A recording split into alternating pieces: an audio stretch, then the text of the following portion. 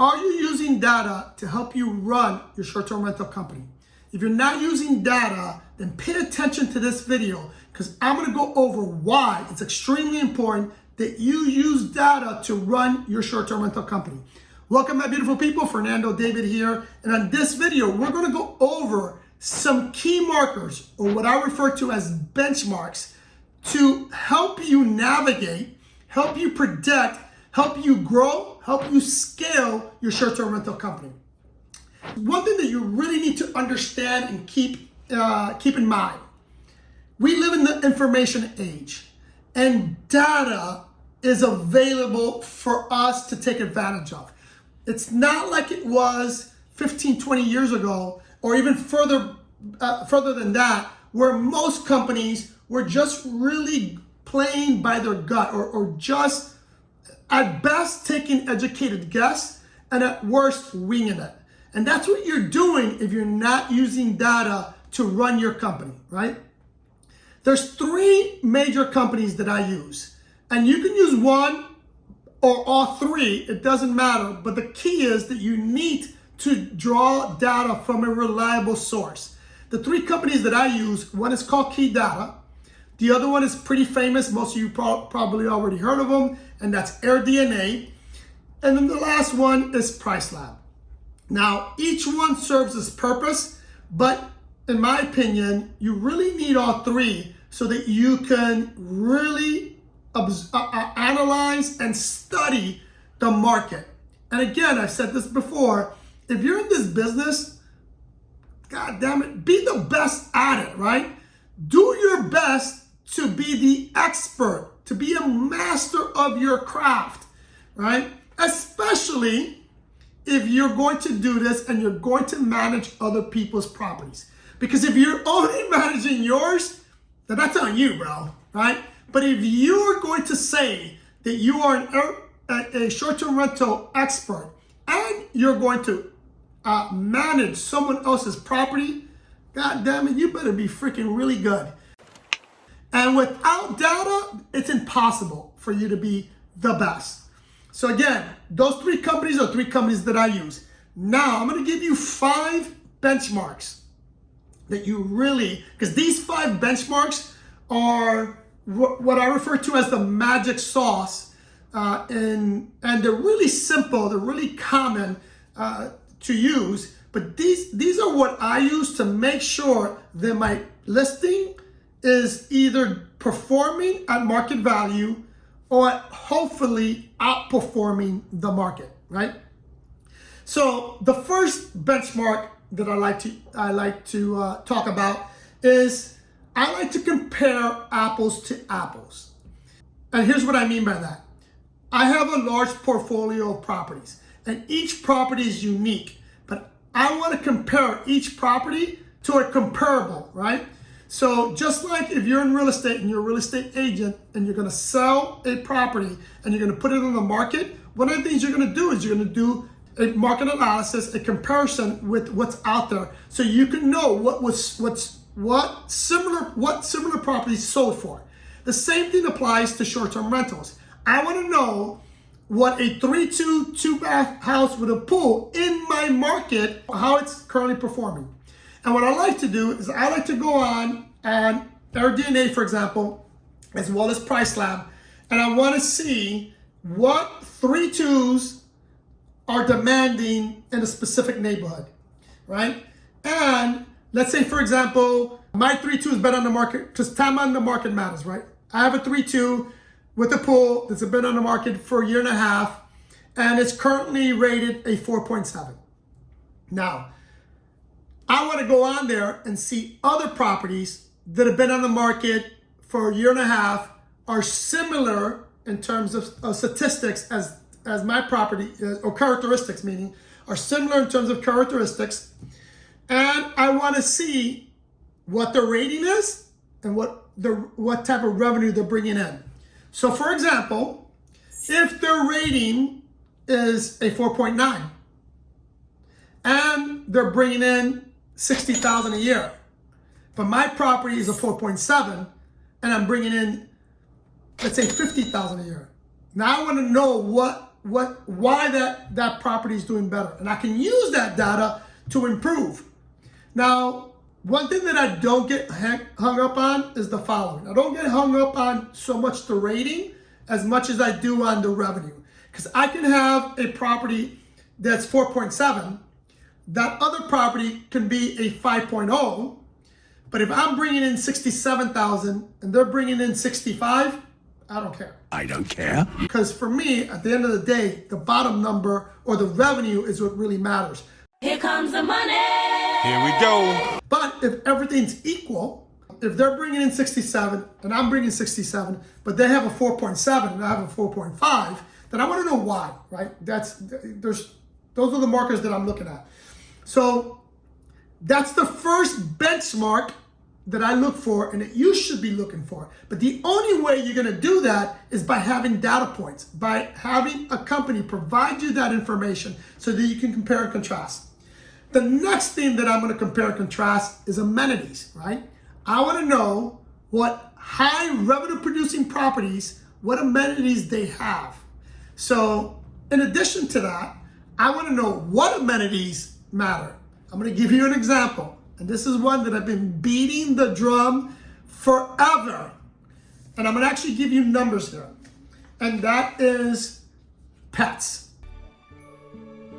Oh. Right? Being a pet-friendly listing. Here are the numbers, people. Right? Now, there is a curve, right? There is a curve here. And it really, and where the drop-off is if you have a budget listing. What's a budget listing? A budget listing is a property that, in terms of like, if I'm going to grade it from you know, like a school grading from an F to an a budget listing is like a C minus. That's a budget listing, maybe even a D. It doesn't matter if you allow pets or not. That property is not going to produce well anyway, right? But if you have what I refer to are mid-scale properties or higher, meaning B, B plus, A plus properties, this is where having a pet really matters. I'm going to give you some numbers. If you have a B property, which it's classified as a mid-scale property, and on average, if you don't, and in this study, the average of a B property is making is about $50,000 a year, and this is one particular neighborhood, by the way. It's $50,000 a year, but if they allow pets, it is $59,000 a year. Wow. That's a $9,000 difference in a mid-scale property. $9,000, I don't know about you, but I want that $9,000 because I know, and I know because we allow pets. It's not costing me $9,000 to allow pets on the property. In fact, it's almost irrelevant because most pets are not damaging my properties. All they are, at worst, they're shedding and leaving hair, but that's what I have cleaners for. That's what the cleaners get paid for, to take care of that problem, right? But if you have, especially if you have a luxury property, because it's a bigger gap. A luxury property that doesn't allow pets makes $80,000 a year, but if it allows pets, it's $97,000 a year. Yeah! Yeah! It's a $17,000 difference, all right? That is one example of what I'm talking about, that you need the data, because some of you are having a freaking hard time understanding how important it is to allow pets on your property. I'm going to give you another example that's the opposite, and that's pools. A lot of you think that your property needs to have a pool in order to perform well. Again, comparing apples to apples, everything being equal, same neighborhood, same 3-bedroom, 3-bath, same square footage, same amenities, one with a pool, one without a pool. The difference, and I'm going to give you numbers again on a mid-scale property, $54,000 versus $57,000, $3,000 difference. Here's the problem. That's the revenue that's coming in, but with the pool, your operating cost increases, and increases a lot. So it's really a net, right? So pools are not something that I'm actively looking for because I'm not going to perform well with the pool. The flip side of that, another amenity that really produces, and the numbers here says it gives you a 15% increase in revenue, and that's a hot tub. Just what the doctor ordered. Hot tubs, the operating costs are not as high as a pool, but they produce much more than a pool does. In fact, it's one of the highest rating amenities. And like I just gave you the numbers, according to Price Lab, it gives you a 15% increase in revenue. So a hot tub is something you want to look at, right? The next one that you want to do is that you want to study. This is a marker that I personally look for. You may not necessarily need to look for this, but I want to see who is managing the property. Is it a professionally management company, or is it a sole operator? Here's why that matters. We find, and the data shows us, that professionally managed properties outproduce non or single operator properties or mom and pop operators by over 30%. That's a big number, and for us, we use that number as a selling point because, again, some people have a hard time understanding why they should hire a professionally management company. And the reason they should hire is for the numbers alone. That 30%, most management companies are not going to charge that much. Like we charge between 20 and 25%. So it's a net positive for you. And now you're not doing anything. Now that investment that you have is completely passive for you. But again, we use it for that reason, but I also use it to compare my management company with other management companies. So we have, like I'm constantly comparing our company with Vacasa, because in my opinion, Vacasa is my competition. And we are always outperforming Vacasa. Now, I'm not outperforming them in terms of their revenues, because they have a much larger portfolio than we do. But in terms of what their properties are producing compared to my properties, we're outproducing them by 18%, right?